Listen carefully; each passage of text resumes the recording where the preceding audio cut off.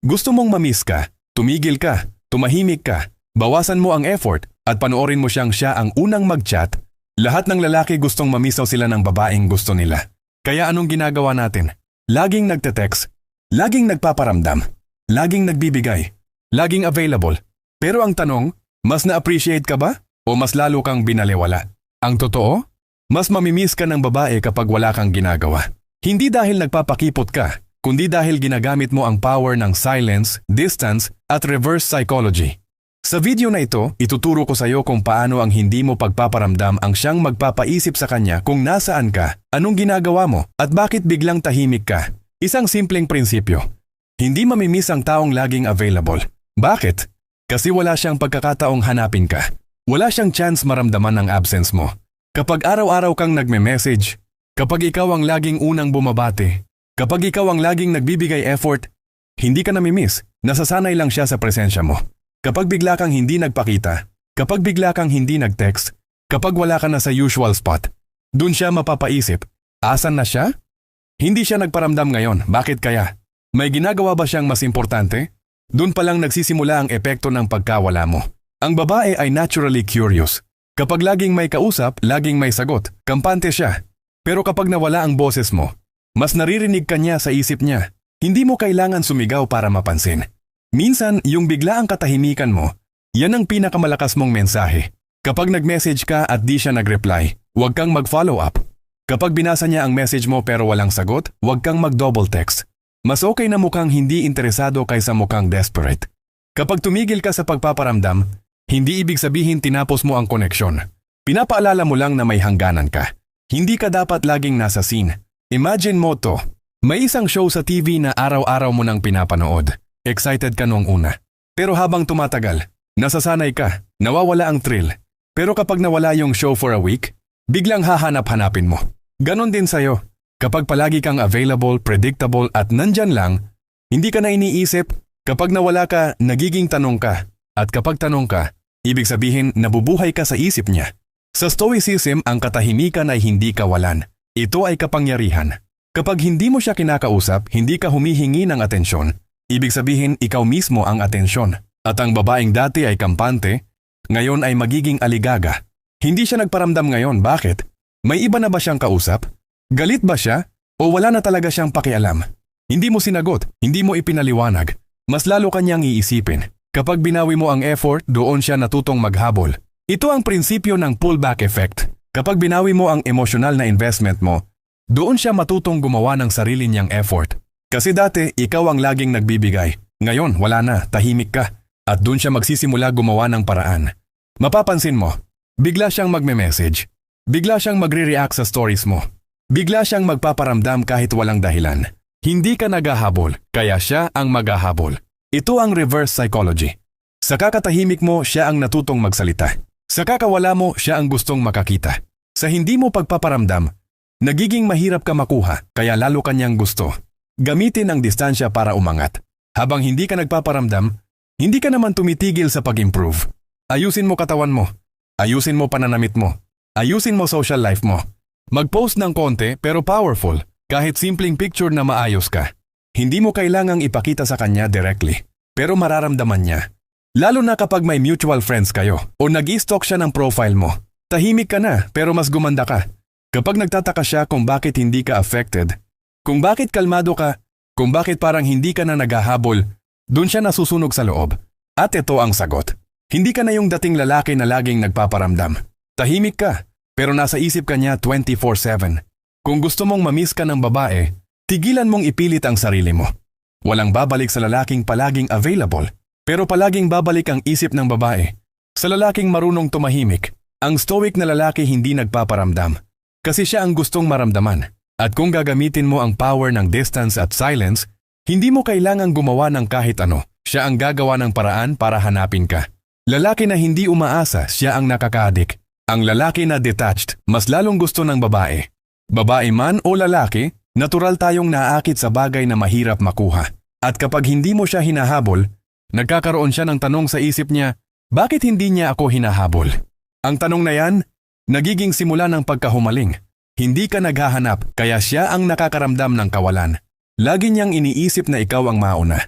Ikaw ang hihingi ng oras. Ikaw ang unang magpaparamdam. Pero ngayong tumigil ka, tahimik ka, walang effort, siya na ngayon ang nakakaramdam ng may nawala. At ang human brain, kapag may nawala, laging naghahanap. Psychological triggers that make her miss you. Scarcity principle. The more scarce something is, the more valuable it feels. Kapag laging available ang attention mo, madali kang baliwalain. Pero kapag bigla kang naging mailap, hindi ka na laging online, hindi ka na active sa chats, hindi ka na naglalabas ng sobrang daming kwento. Doon niya mararamdaman na parang nawawala siya. At yung feeling na yon, nagiging craving. Sa psychology, ito ang pinaka-powerful na tool ng addiction. Yung hindi mo alam kung kailan ka babatiin, kung kailan ka magre-reply, kung kailan ka magpaparamdam. Ganon ka ngayon sa kanya. Hindi mo siya inaaway. Hindi mo rin siya kinakausap palagi. Pero nandun ka, tahimik, minsan may update, minsan wala. Mas lalo siyang naiintriga. Mas lalo siyang nabibitin. At dun siya nawiwirduhan kung bakit ikaw pa rin ang laman ng isip niya. Ang hindi alam, laging iniisip. Kapag hindi ka nagpaparamdam, nagkakaroon ng mga tanong sa isip niya. Galit ba siya? May bago na ba siya? Wala na ba talaga siyang pakialam? Bakit parang okay siya kahit wala ako? At ang utak ng babae, kapag maraming tanong, lalo siyang nababaliw sa kakaisip. Habang nagbubuo siya ng mga senaryo sa isip niya, ikaw ang main character. At ikaw, tahimik lang, walang ginagawa. Pero ikaw pa rin ang iniisip niya. Hindi ka nag-effort pero effort na effort siyang mag-isip. Ang irony ng reverse psychology. Kapag hindi ka na interesado, saka sila nahuhumaling. Kapag wala ka ng ginagawa, saka sila gumagawa ng dahilan para isipin ka. Kapag ang babae ay walang sagot sa kilos mo, napipilitan siyang hanapin ang kahulugan. At dun mo siya naiwan. Hindi sa presence mo, kundi sa effect ng absence mo. Action versus mystery. Bakit mystery ang mas malakas? Lahat ng sinusubukan mong gawin, napapalitan ng isang hindi ko alam. Kapag sinubukan mong ipakita ang feelings mo, sinubukan mong iparamdam na mahal mo siya. Lahat yan madali niyang intindihin. Pero pag tumigil ka, kapag wala kang sinabi, walang closure, walang hint, mystery ka, at ang mystery, nakakabaliw. Hindi ka umiwas pero hindi ka rin lumapit. Ang ginagawa mong diskarte ay simple. Neutral presence. Hindi ka naglalambing. Hindi ka rin galit. Hindi ka nagpapaliwanag. Wala kang ginagawa pero may ginagawa sa kanya. Sa ganitong approach, ang utak niya ang lumalaban. Hindi ka kalaban, hindi ka rin kakampi, pero ikaw ang iniisip niya. At habang iniisip ka niya, mas lalo kang tumitibay sa utak niya. Kapag hindi ka gumalaw pero ikaw ang ginagalawan, may emosyon kahit wala kang aksyon. Habang tumitigil ka sa effort, napupuno mo pa rin siya ng emosyon. Hindi mo alam pero siya ang nagche-check kung online ka. Siya ang nag-aabang ng post mo. Siya ang biglang bumibisita sa profile mo. Siya ang nagse-search ng pangalan mo. Bakit? Kasi may emotional vacuum kang iniwan. At yung vacuum na yon, hinihigop ang utak niya. Habang wala kang ginagawa, tumataas ang value mo. Wala kang chat. Wala kang text. Wala kang kwento. Pero dumadami ang tanong niya. At habang dumarami ang tanong niya, tumataas ang halaga mo. Dahil hindi niya alam kung kailan ka mawawala. Hindi niya alam kung kailan ka babalik. Hindi niya alam kung bakit tahimik ka. At lahat ng yon ay mas mahalaga kaysa kahit anong sweet message. Ang sikreto para mamiss ka, hindi ang pagpapakita, hindi ang effort, kundi ang katahimikang may lalim. Ang presensyang hindi pisikal pero emosyonal. Kapag wala kang ginagawa, pero ikaw ang iniisip niya buong araw, panalo ka na. Hindi mo kailangang habulin. Dahil ang lalaking hindi nagpaparamdam, siya ang mas nararamdaman. Kapag hindi ka na active, doon siya nagiging reactive. May kapangyarihan ang disappearing act. Hindi mo kailangan mag-block. Hindi mo rin kailangang magsabi ng I need space. Kapag tahimik kang tumigil sa pagiging predictable, doon ka nagiging unpredictable. At sa psychology, ang uncertainty ang pinaka-stimulating. Kapag hindi mo siya kinausap, hindi mo siya kinalabit, siya na ang nagre-react sa kawalan mo. Hindi ka nagpaalam pero ramdam ang pag-alis mo. Kapag ang isang tao ay tahimik pero bigla na lang hindi na nandoon, walang away, walang closure. Mas matagal siyang iniisip kasi walang ending.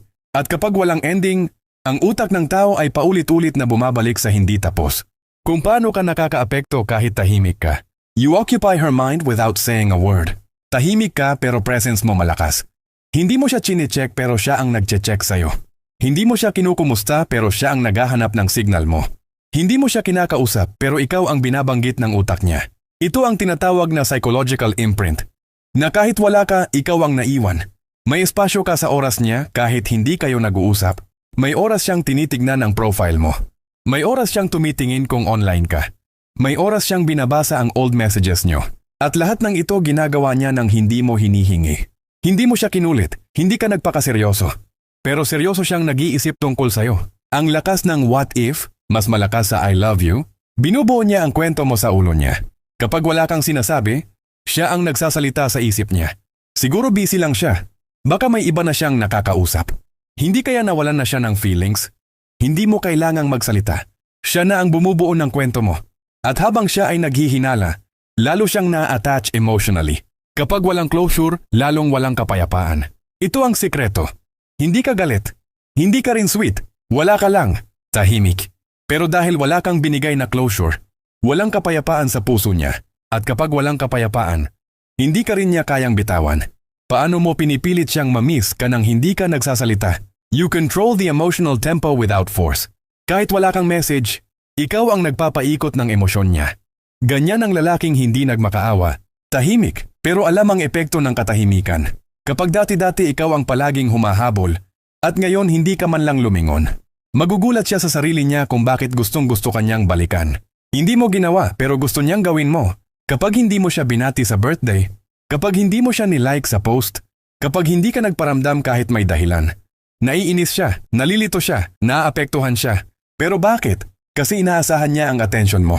At ngayong wala na yon, parang may parte ng sarili niyang nawawala. Kapag ikaw ang iniisip kahit wala ka sa eksena, you are the quiet storm. Tahimik ka pero ramdam ang presensya mo. Hindi dahil sinisigaw mo ang feelings mo, kundi dahil dati mong consistency biglang naglaho. At kung alam mong meron kang naiwan, hindi mo kailangang balikan. Hayaan mong siya ang mapaisip. Siya ang magtanong. Siya ang manggulo sa sarili niyang isip. Dahil ikaw, kalma lang, you're not the voice she hears. You're the silence she can't ignore. Minsan hindi salita ang dapat mong gamitin para maintindihan ka. Minsan katahimikan mo ang magsasalita para sa'yo. At sa katahimikan mong yon, doon niya mararamdaman ang bigat mo. Hindi dahil galit ka. Hindi dahil nagmamalaki ka. Kundi dahil pinili mong lumayo ng may dignidad. Tahimik ka, pero siya ang hindi mapakali. Wala kang sinabi, pero siya ang may daan-daang tanong. Wala kang effort, pero siya ang hindi matahimik. Ganyan tumama ang presensya ng lalaking hindi kailangang ipilit ang sarili. Ganyan ang epekto ng stoic distance. Walang galit, walang drama, pero ramdam. The power shift, ikaw na ang hinahanap, hindi na siya. Dati, ikaw ang nangungulit. Dati, ikaw ang may hawak ng cellphone gabi-gabi. Nag-aabang ng reply. Nagtatanong kung anong ginagawa niya. Nagsasend ng kumain ka na? Pero wala, scene-zoned ka lang. Ngayon, siya na ang may hawak ng phone. Siya ang nagtataka kung anong ginagawa mo. Siya ang nagse-search ng profile mo. Tahimik ka lang pero ikaw na ang hinahanap. Kapag ikaw ang iniiwasan, doon ka mas naging mahalaga.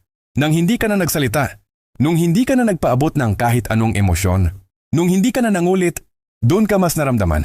Kasi ang babae hindi nasanay na hindi siya pinapansin. At kapag dumating ang lalaking hindi nagpapasikat, hindi naghahabol, siya ang naiiba, siya ang mas tumitibay, siya ang hindi basta-basta makakalimutan. Reverse psychology in action.